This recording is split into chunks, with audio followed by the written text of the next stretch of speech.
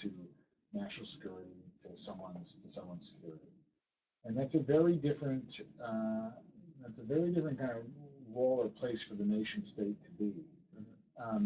Even when you look at some quote unquote cyber war actions, like the Stuxnet virus that we think helped disable some nuclear reactors or nuclear centrifuges rather in Iran. The resources required to create Stuxnet, while significant, were really paltry compared to the resources required to build a nuclear weapon. Yeah. And so the balance of power, the nature of power is really fundamentally different. It used to be that to wage a war, you had to be a real nation state. You had to have a lot of resources at your disposal. And in our technological era, I just don't think that's true anymore. You can wreak havoc and be a very small group of people, not even that well funded. And so the question is, policy-wise, what does that mean for national security, for law enforcement, for the Department of Defense, and diplomacy? And I think we're a long way from clear answers on that. And curiously, where we need to look for some clues is back to 18th century maritime policy, where you were dealing with pirates, right? Because I think that is very analogous to what we're dealing with today online. How's that for a long and not particularly useful answer? It's going somewhere. Moving on this topic, so cybersecurity sort of leads up the surveillance state. How do you see the surveillance state? Well, recent events with NSA leaks. It's upsetting to live in a surveillance state. Why? Because historically, surveillance states come hand in hand with different kinds of oppression, injustice, and even fascism. So surveillance states, I think, are dangerous. But the reality is we've been living in a corporate surveillance state for somewhere north of 15 years, at least digitally. Yeah. Your digital actions have been tracked and recorded in ways to help sell you things. And that's not upsetting to most people. And maybe it shouldn't be, right? The line I got, the real concern is when the NSA, when the government starts spying on citizens without any accountability. I want to put aside for a minute the question of whether or not it's okay to spy on citizens. Let's assume it is, because we want to catch terrorists and fight threats. Let's assume that's okay. We still want some accountability in the system. We want some way to avoid an abuse of power. We want some way to hold the power of the NSA accountable. And it's abundantly clear in every way, shape, and form that it has been impossible to hold the NSA accountable with the surveillance power they have. And that is the most terrifying thing, is that there's no accountability. The purpose of this democracy, the reason we have the system of government we have, is to bring accountability to power. And when that is trampled on, when that is given up, when that is thrown to the wind, that's when the founders and framers of the Constitution we dishonor their memory. It's a really dangerous place for us to be. And do you see traditional politics being able to address this issue substantially and constructively? Or is there a need for some disruption in this field too? I'm not sure our current political systems are able to address this. That's a short burden. Or at least so far they haven't. I mean, look, if Julian Assange and Edward Snowden are the two men with the moral high ground here, we're in real trouble. You mentioned that we've been in a corporate surveillance state for 15 years. So moving on to Google, I guess. The big G. We have a comment. I'm just going to read this for purpose of simplicity. Google expanded its reach for years with the motto, "Don't be evil."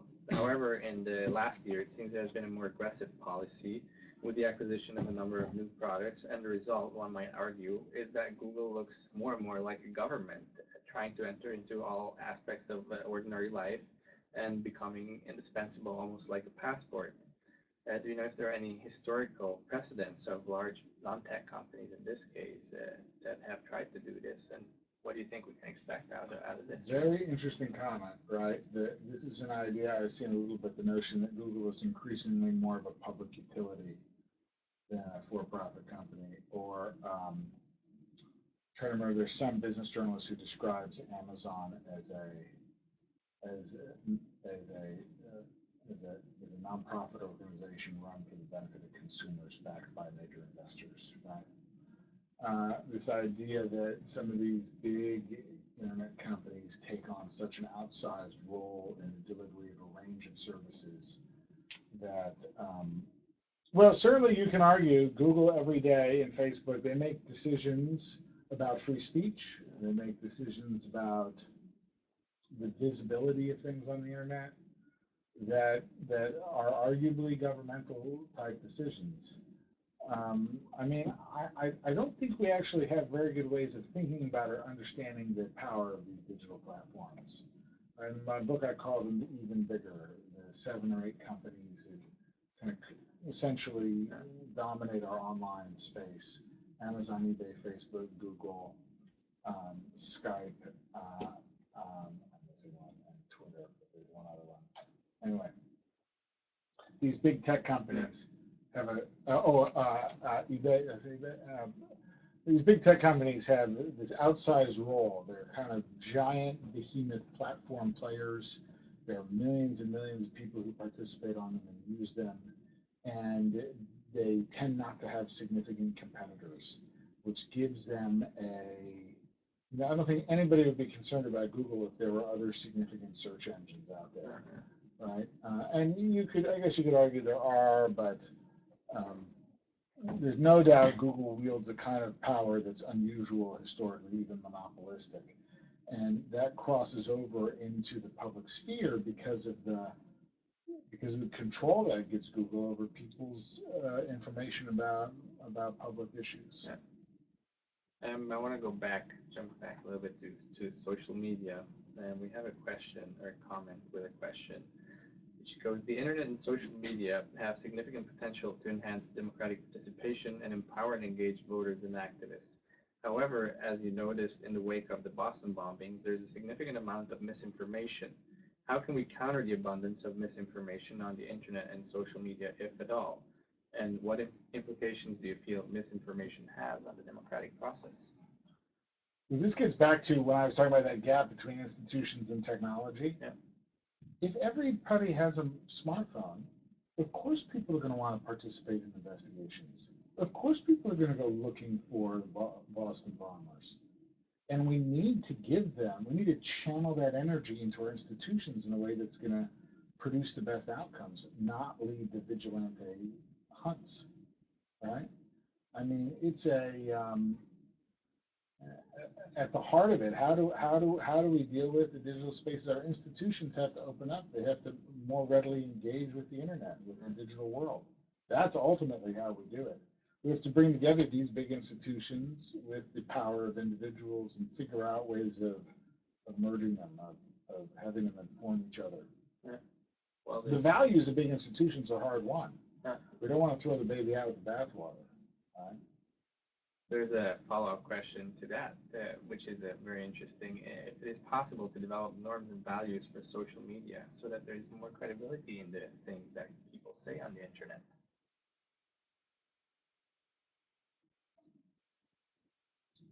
I mean, I think that it is possible. I think that basically the internet's very young. You know, I mean, it took newspapers 100 years to develop norms for sourcing and for combating libel and yellow journalism. I mean, it took a long time for the ethics and norms of newspapers to get worked out. We're at the very beginning of it digitally, and it'll get worked out eventually digitally. It just might take a long time, like decades and decades, 100 years, and it might come at a great collateral cost in the meantime. So you just said the internet is a very young thing, so that makes this next question perfect. It comes from Vietnam, from Nguyen Thi Lan Huong, who is a lecturer at the Binh Duong University. And he's asking if, in your opinion, Vietnam has a chance to become a new Goliath by developing an internet-based economy. Well, I think that the future of power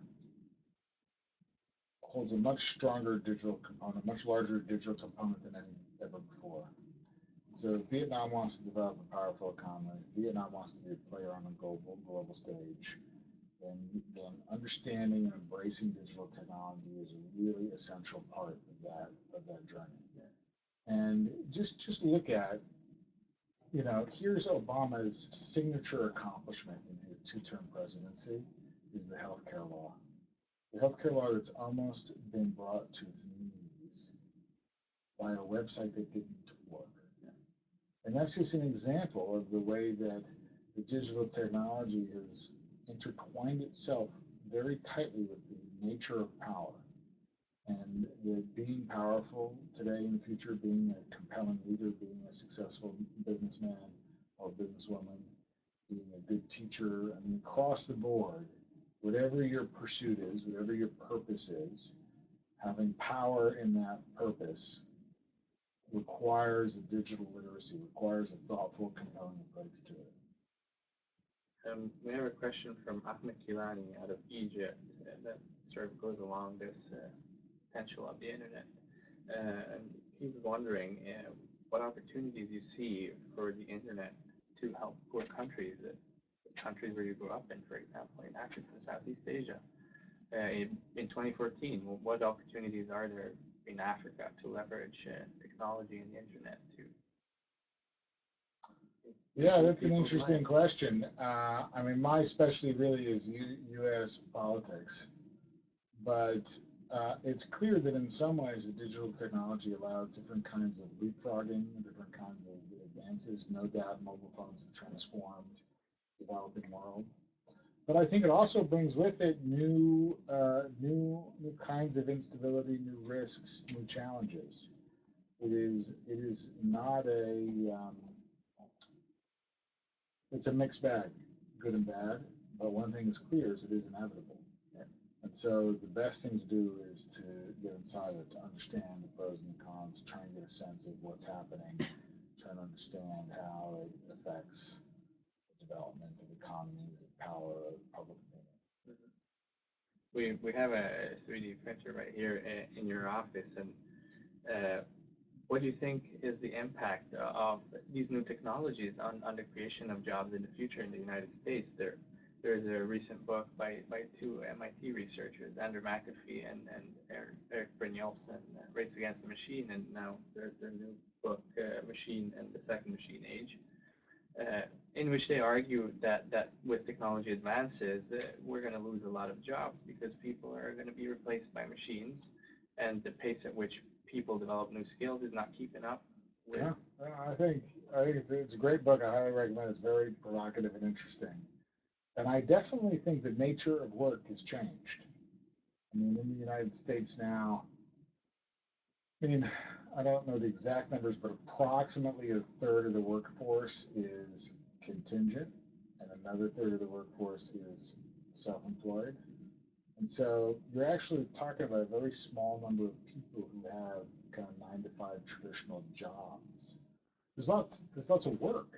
I'm not sure there are jobs, right? And so I think that one of the challenges, talk about a gap between the institutions of government and policymakers and the realities of our technology and our economies, is that the way we work isn't, the way we think about work is about jobs. A lot of our policies, like health insurance, for example, are built around employment and jobs. But I'm not sure jobs look anything like they looked 25 or 50, certainly not 50 years ago, not only anything 25 years ago. Jobs don't look like that anymore. Yeah. So how should we educate the younger generations to prepare them for the economy of the future? And I guess we're in an institute of higher education, and how do you see higher education evolve? Well, I mean, part of the thesis of my book is not just about pushing power to individuals. It's also about the way institutions have not done a good job. That when people are dissatisfied with the state of things, they'll use the technology to disrupt. Right? That insurgents don't win when people are happy. Insurgents win when people feel like they're not being well served. And so, in higher education in the United States, this is particularly acute. The cost of a 4-year college education has skyrocketed. Economic value has plummeted. You know, it's more expensive than ever to get a degree, and it's harder for it to ever be worth anything. Mhm. And so something about that equation is dramatically wrong. Right? You ask me, how do we build and prepare people for the economies of the future? I'm not entirely sure, but I am pretty sure it doesn't look like the way we're doing it right now, Yeah. which is plunging people into dramatic amounts of debt without any hope of ever digging out. Sorry. I'm familiar with the problem. Definitely. I want to go back to the topic of social media and the Arab Spring, because you're a former student of yours that sent in a question and a comment, which ties in with a recent report that comes out of the United States Peace Institute, whose findings and the findings of the report argued that actually Twitter and Bitly links didn't play that big of a role in fostering and spreading the Arab Spring. Rather, they helped people on the outside, so they helped us see it, but people that were in, it didn't really mobilize them. How do you? Yeah, I'm not surprised about that necessarily. I mean, I'm not sure. Well, I'll start by saying I don't believe that technology is the be all and all. It's not like just drop Facebook in somewhere and everything changes. It just doesn't work like that. Egypt had a long tradition of political opposition and labor unions agitating for change for decades. There was a lot of forces at work, of which the technology is one of them. On the other hand, I don't think the technology is irrelevant. Wally Ghanem, who is one of the lead organizers of the Arab Spring in Egypt of Tahrir Square, wrote a book about the role Facebook played in their organizing and the way they used it to shape protests and challenge the government. And so it's a tricky kind of line to walk. On the one hand, there's clear power in it. On the other hand, it's not enough. It's not all there is. In fact, sometimes it's not very much power, but it is some power, right? Jenny Morzov's written quite compelling and elegantly about the way it can empower, like in Syria, that used it to hunt down pro-democracy activists and kill them. And unfriendly regimes are quite fond of the internet for the opportunities it offers for surveillance and for propaganda. So it's not without its significant challenges. There is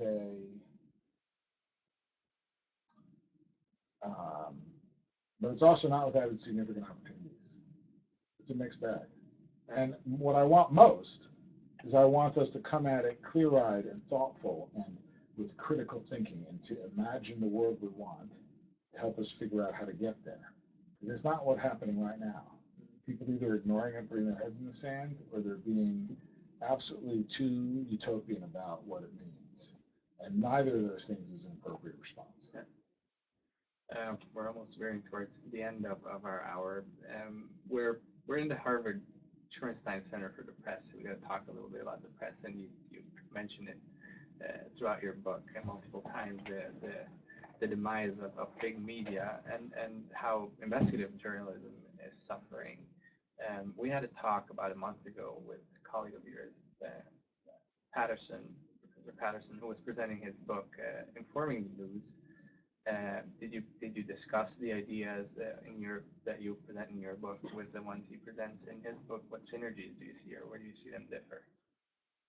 Well, there's no doubt that the internet has changed the nature of news gathering, news production, news distribution. On all three fronts, the technology's really had an impact, and it is a mixed record. In some ways, it's fantastic. In some ways, it's not. I think one of the things that Professor Patterson really is trying to understand is the impact that's had on actual news, on real reporting, and it's not a good one in many ways. It's a dangerous story. We were talking earlier about the informed citizen and the role of a citizen in democracy, the responsibilities and the challenges that presents in an age of fragmented media where disinformation is the very fact that Professor Patterson has to coin a term, knowledge-based journalism. I think there was for a brief interregnum of maybe 50 years, and most people assumed that journalism was knowledge-based. But you can't make that assumption anymore. Yeah. I feel like we've spent 50 minutes talking, and the term radical connectivity didn't really. Yeah, well, that's a good point. That I struggled in writing the book to figure out how to talk about or describe our technology. Technology, the wheel's technology. Cars are technology. Smartphone, that seems like a weak word to describe what's going on with phones. The internet doesn't quite capture it because really it's as much about mobile phones as it is about the internet. We just don't have good language to talk about what's going on. And I was trying to figure out how to describe it because if phone is not right and mobile is not right and internet's not right, I kind of came up with radical connectivity. We're just radically connected all the time, everywhere, with enormous power and no, no priority or hierarchy. And it's a deep-seated challenge for authority. One of the examples that you bring up of the potential of radical connectivity is the 1,000 true fans, and that artists can, if they reach a 1,000 true fan base that supports them with $100 a year, they can make a substantial living, a decent living. Do you see this as being a possibility for independent media outlets that sort of have building a true fan base that really goes into the investigative and tackles this corporate dominated? Well, I would say that as our institutions aren't doing a good job, the incentive to build alternatives using our technology grows. And the deep question or not the deep question, but the question I care about is what are the core values of the institution? Why does the institution exist? And can those values be distributed or replicated or brought to the new models, new things that are being created as alternatives? And that's especially challenging when we look at any kind of creative activity. Writers, musicians, artists, compensating creative people is growing more and more challenging in the digital world. And so one way of trying to do that is the 1,000 true fans theory by Kevin Kelly, which is you get 1,000 people to give you $100 and you can build a compelling revenue stream to do your art. Yeah. And do you think that might have a future outside of the arts? Sort of like in journalism? Bottom up, yeah. That's interesting. That's what Kickstarter is, right? Kickstarter is essentially the 1,000 true fans model. I think that where that's a challenge is actually more a little bit more in the journalism space, especially investigative journalism. Yeah. So, how are we going to keep getting or get more of the high quality investigative journalism? Funding high quality investigative journalism is a big question mark for the future. Yeah. There's no doubt. It's one of the challenges that we're facing. So we have a couple more questions before we cut you loose. What are you going to work on next? Do you have any other book plans? Oh. Well,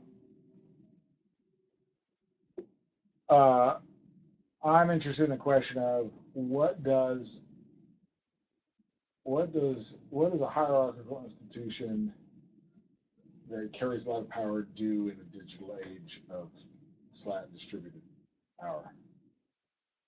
How does Harvard, how does the White House, how do big traditional institutions engage with the realities of the internet where anybody can do anything? And to try and understand what might work, what potential models might be, I want to look at totally digital native institutions like Wikipedia, like the Hacker Collective Anonymous. Understand how they work and what motivates them and how are they different from traditional institutions and structures. I'm hoping to unlock some ideas and opportunities there. Yeah. Finally, one last question. So I was reading reviews to your book on Amazon reviews, which the end of big. I don't go on the New York Book Review. I read reviews on Amazon, and one of the first reviews supposedly came from your mother. I'm sure it did. And she had a question for you. I guess not for you, but I'm going to ask it to you. And it is, where are we going with this? Well, I wrote the book because I'm a little concerned about where we're going, because I think that we're not approaching our world with enough intentionality and thoughtfulness. All right. Thank Thank you. you. Some more question. We have more questions. And Hang Huang from Paris, you can try to. Let's see. That's a good question. Hang Huang from Paris.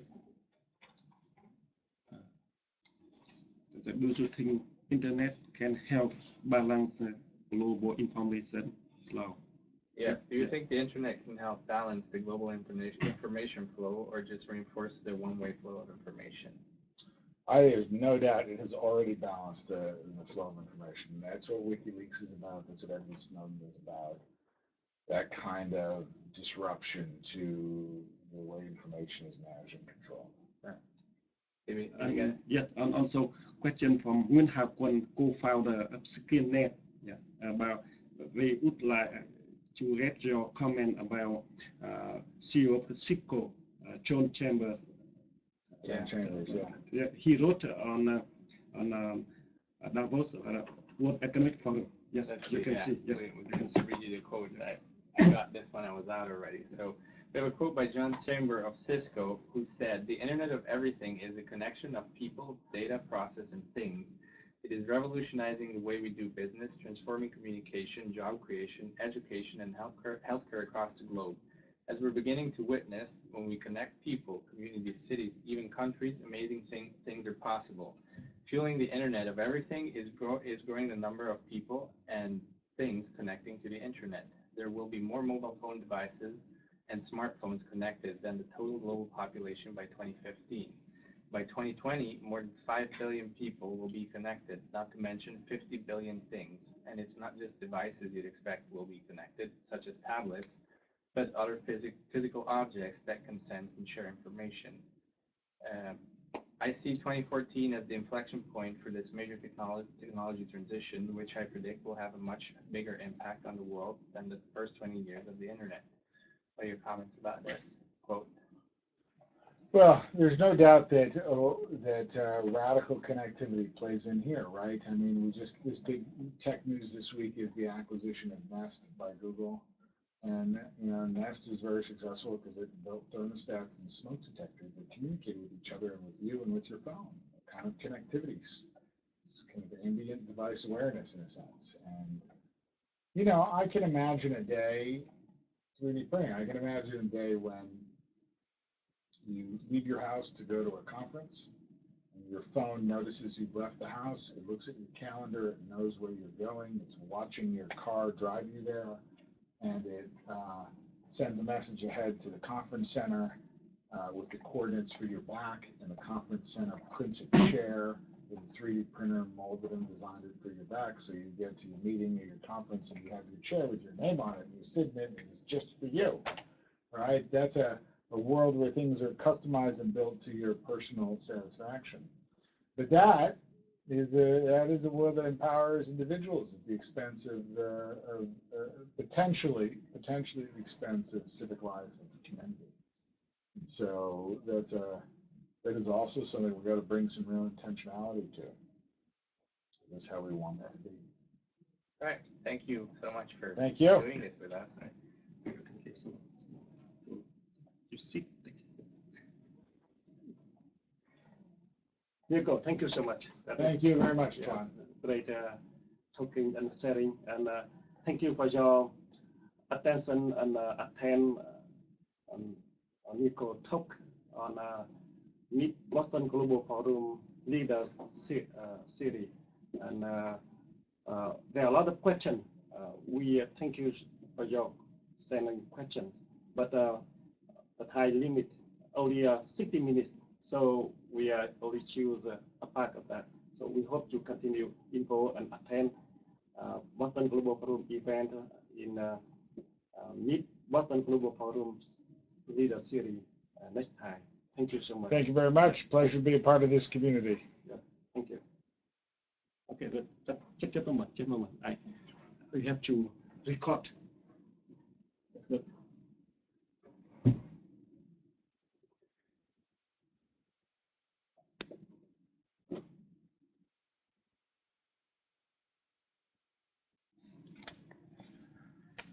Good, very good.